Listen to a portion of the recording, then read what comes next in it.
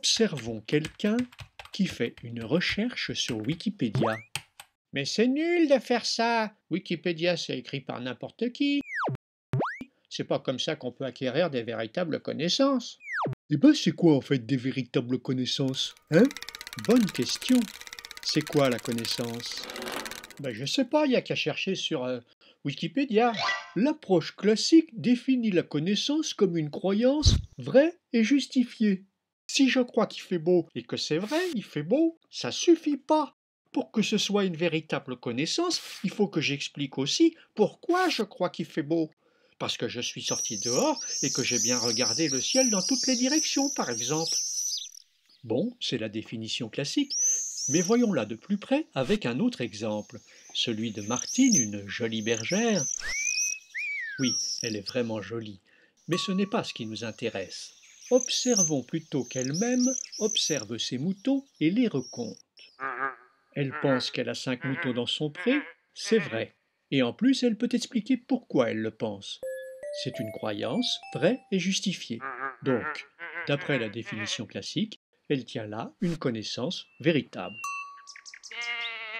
Ah, mais le petit coquin là-bas, il s'était caché derrière un rocher qui ressemblait à un mouton. Mais ça change tout.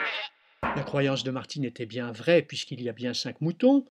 Elle est justifiée puisqu'elle a bien compté jusqu'à 5. Mais c'était par chance.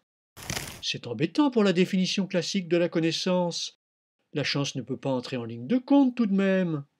Ah oui, c'est Ah oui, c'est embêtant. embêtant. Si la connaissance n'est plus possible à définir, On est bon pour douter de tout. faut trouver une nouvelle définition si c'est ça. Mais que se passe-t-il? Un mouton a disparu. Pauvre Martine. Mais qui l'a volé? Il faut mener une enquête. Pour avoir la connaissance de l'identité du coupable. Ah ah, bonne remarque. Pour avoir une connaissance, il faut mener une enquête sérieuse, donc avec des moyens fiables, c'est-à-dire dans lesquels on peut avoir confiance.